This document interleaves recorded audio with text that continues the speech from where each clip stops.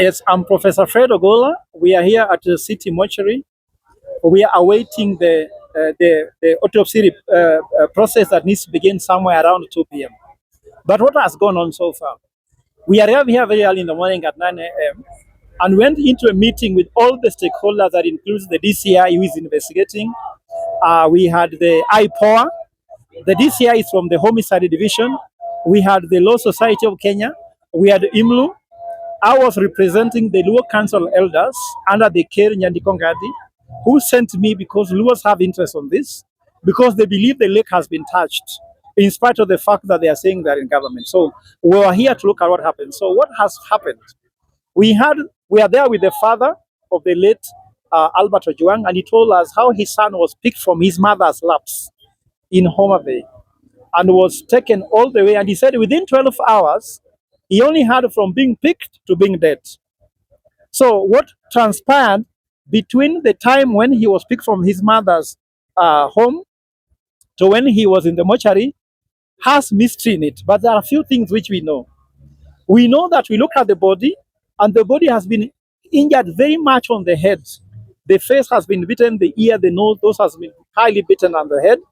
Also, we see injuries on the arms. So as an investigator, what we project is that he must have been having somebody hitting him and he was defending himself, because whenever someone is injured or dead after beating, we check whether, because human beings normally, you cannot be beaten and you stay like a tree. You always try to guard. So when you hear these parts are injured, it's not self, because you cannot hit yourself with your arms. Also some injuries on the legs. So the body is injured, beaten properly to death. That's what we take. We also had a report. I got a report from one of the policemen in Central who told me that Ojwang was taken to hospital, and I asked which hospital. They told me Bagadi. So I went to Bagadi, and the staff has remained non-committal. They refused to admit him. So probably that he arrived dead, and the policeman wanted to check him into Bagadi, then pretend he died undergoing treatment. But our assumption, maybe he arrived there dead, and Bagadi also refused to admit him because they could not give a death notice because the person died outside, because you get a death notice where the person died. So it should be Central that should give that death notice. But how the policeman sneaked in with him to the mortuary is against the law. As someone who understands the law, normally a body cannot be moved without a death notice, because when you move a body from anywhere to the mortuary, on the way, you can be stopped by the police asking you, what are you carrying? You show the death notice. When you arrive in the mortuary, you must show the death notice. So that death notice is missing. We're also being told that there was no OB recorded in Homa Bay where he was held fast. And there's no OB also recorded in Central. The rumors we have is that he must have put something on social media that offended the Deputy Inspector General. That's the closest we are to this information. But so far, we don't know what did he post, because they have deleted his all social media handle. So we are demanding, where is his social media handle? How have they taken over his social media handle? And then whom did he offend? And then what did he say? If it's a false statement or false publication, what was the publication? Who declared it false?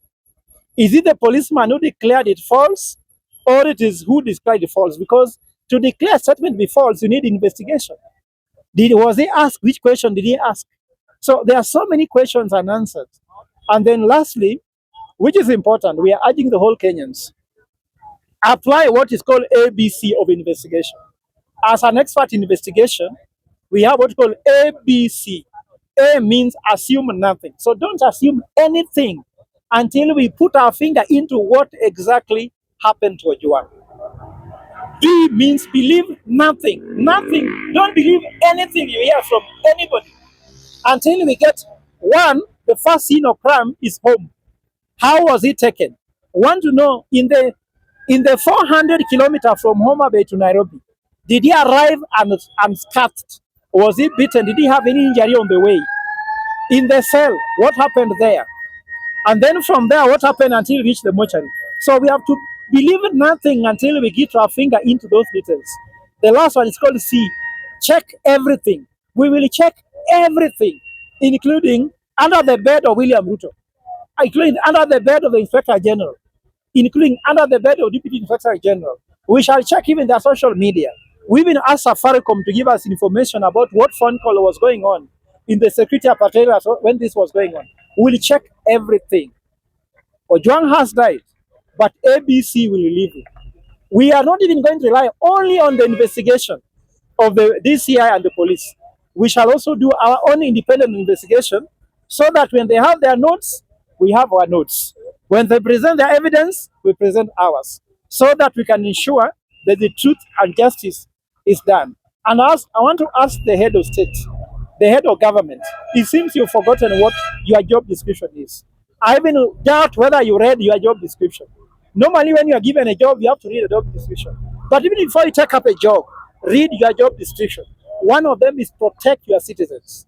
You have not protected the citizens, especially Ojwang. And even our brother Kevin being held in another police station.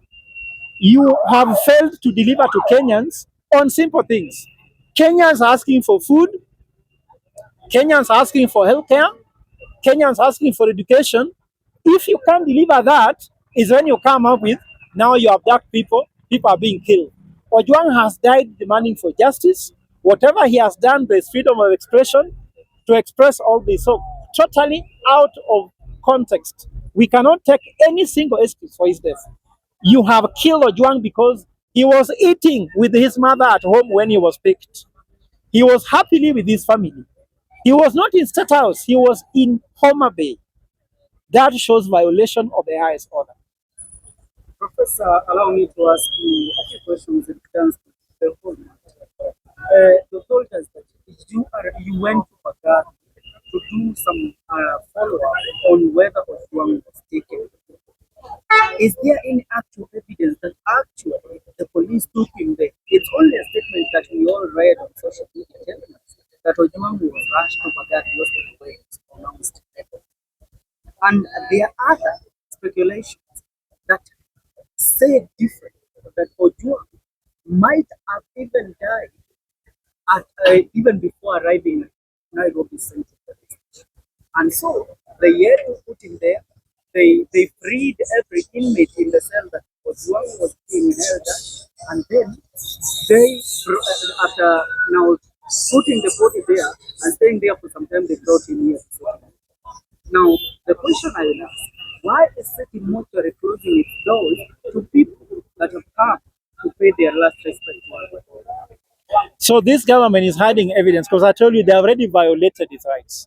First of all, we are being told by the DCI said today that the policemen who were there have been interdicted. What offense have they committed? They have killed Ojwang. Because you can't, they also have their rights as officers. You cannot interdict somebody who hasn't committed an offense. So what does Inspector General know by interdicting them? You also heard they have been suspended. What crime have they committed to be suspended? But the most important thing is that suspending, interdicting officers are tricks we know.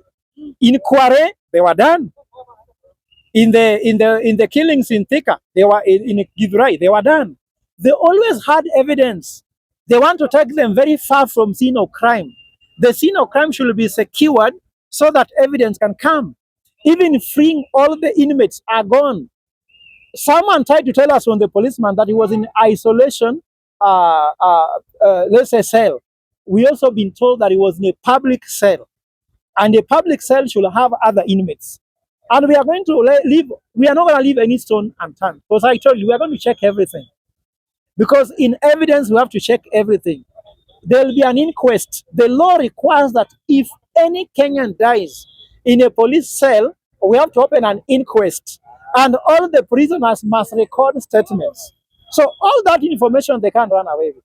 The state is culpable. They are panicking. That's why you see all these places full of policemen.